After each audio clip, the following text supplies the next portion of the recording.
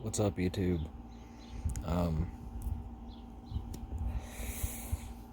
Basically, starting this channel because I know there's probably a lot of people that do have Audi A4, B5 project cars, and looking for a lot of like AEB DIY stuff online. I wasn't able to find too many videos.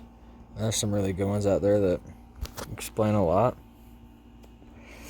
They're super helpful, but I guess the point of this channel, just try to like go over some like menial repairs, maintenance that there's not a ton of information on. And most of this stuff I found online about tuning and building these cars and things like along those lines, like 10 years old and not very detailed, I guess. So just gonna be going over little stuff like all the time. Basically every time something breaks in the car, I'm gonna try to fix it on here. We got a couple of things that we need replaced, like right now: coolant expansion tank, airbox clips on the airbox, cab shade tetrator, valve cover gaskets, all that stuff, all that fun stuff. And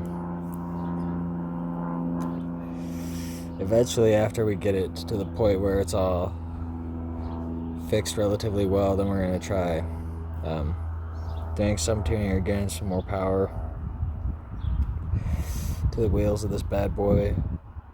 So today, what we're going to go over is just the airbox, where that's all at, and how to replace the clips if you got old clips.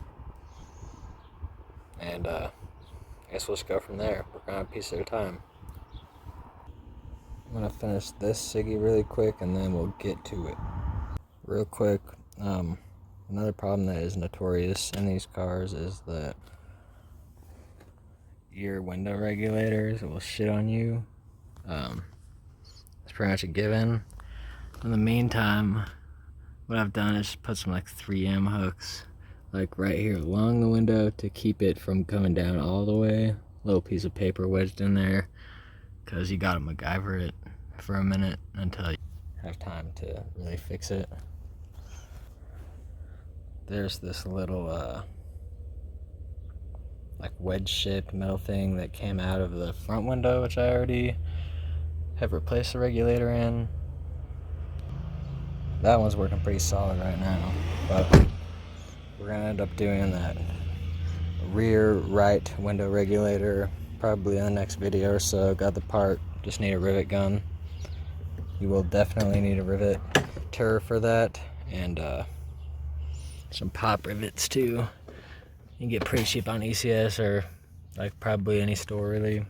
Ace Hardware, whatever, I don't really know. Now we got the hood open. I'm gonna show you guys how to access the airbox, and then we're gonna go about replacing these clips because I bent the shit out of one of them and it's just not doing it right now. So this is the cover for the airbox. This needs to be removed too before you can access that. Basically how you take this out, just gonna pull, loosen her up. You want to really pull on the bottom to get it up off there, and then you can take it out like so. Then we're going to remove this cover. It's really easy, you just pull it up. There's like some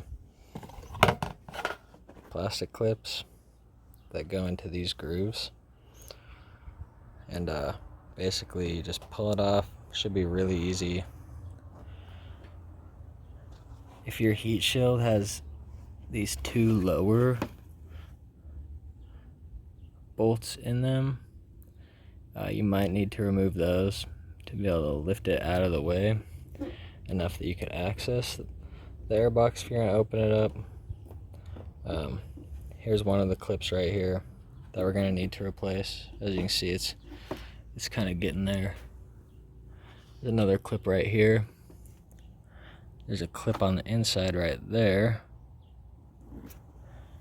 And the last one is in kind of a weird spot. But if you look right back here into this bottom corner, you can see it. It's just those 4 clips that you got to take off. We're gonna take those off and replace all of those once this engine cools down a little bit more. Still kind of hot to the touch, and I don't really want to be messing with that. Really quick, I mean it's not super important, but I'd like to mention that this is a drive-by cable car. Anything after this, and I mean as far as I know, any other like model of engine code is going to be drive-by wire. This is an AEB, a 99 pre-facelift AEB. You can see that it's got 2-piece headlights still. It's like one of the main differences, and then it's also drive-by cable. So this is the throttle body right here. And I mean, if you look into tuning these cars, you will learn a lot about that and hear it a lot. Which basically leads to a reason as to why I don't have an upgraded airbox or cone filter, cold air intake. The MAF doesn't read very high, and as far as I'm aware, you'd have to change the ECU of the car and probably like the throttle system in order to really like get any solid benefits from running a cone cold air intake. So stock airbox is good enough.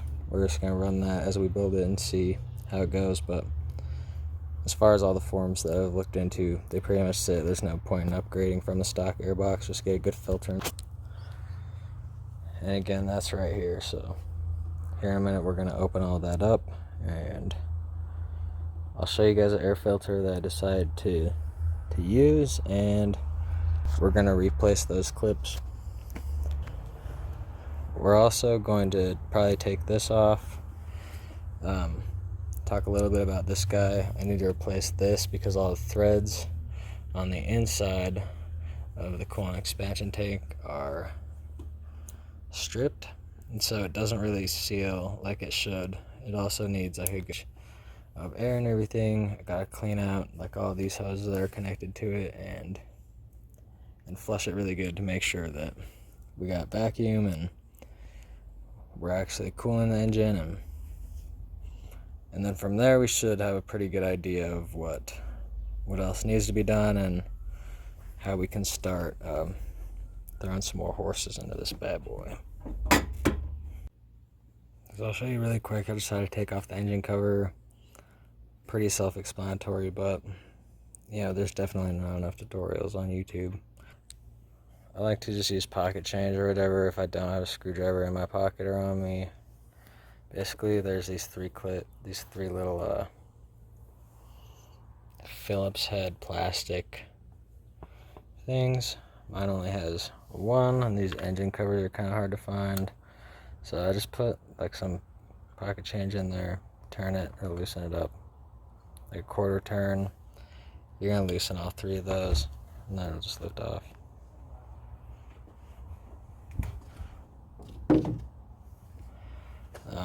Coil packs numbered because previous misfire. Spark plugs are under these. Basically, this is the valve cover. A bunch of wiring and hoses that are running all throughout this thing, which makes every job like a little bit of a pain in the ass. But once you get kind of familiar with what is going on under here and how everything is set up, then it gets a lot easier. So if you're frustrated at any point, just know that everyone probably has been there and feels that way, so it's easier, and they're really nice to work on once you kind of figure it out. Back to what we're working on today. So these clips, basically, they're pretty easy to remove. You're just gonna grab onto it and pop it off. Of course, that one has like a lot of slack.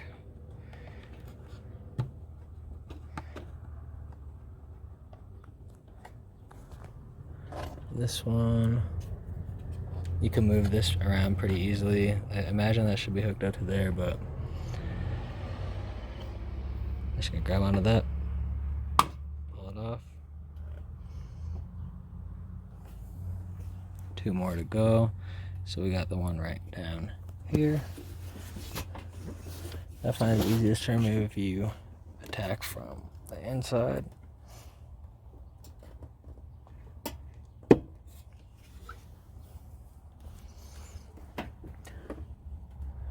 This last one is kind of a pain to get to, but you can see it right there.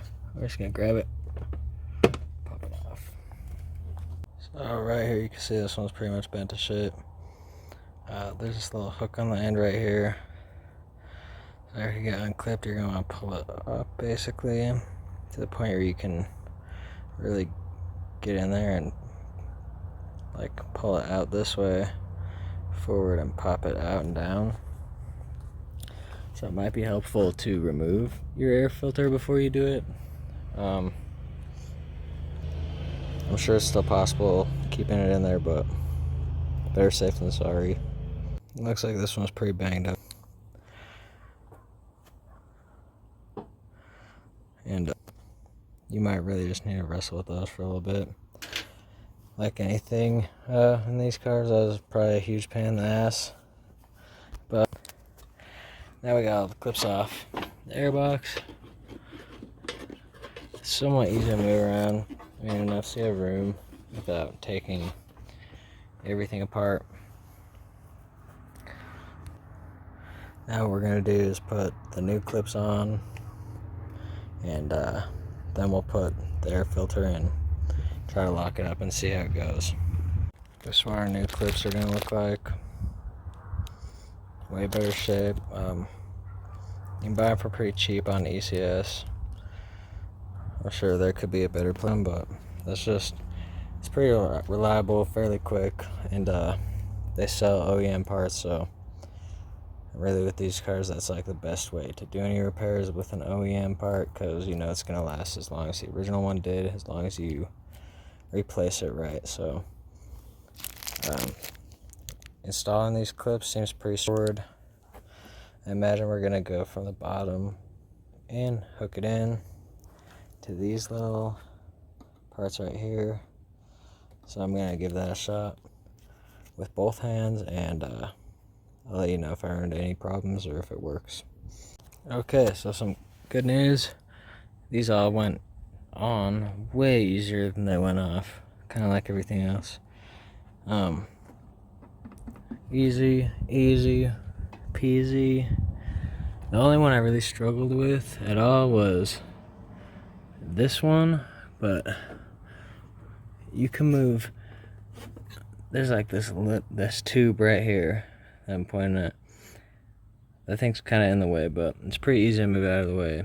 Just hook it under and make sure that it's not going to go anywhere before you let go of it or anything. It would not be very sweet to lose it down there. Now we need to grab our air filter. Basically, you want to seat it so this rubber edge is seated into the top. I'll show you what that looks like after I get it in there, because again, as you can see, we got the air filter seated up in there. I'm running a K&N right now. Just it's reusable. Basically, best option I could think of, considering I don't necessarily need to go like front mount air cooler or anything, especially right now. So we got it in there, nice. Now we're gonna line this up.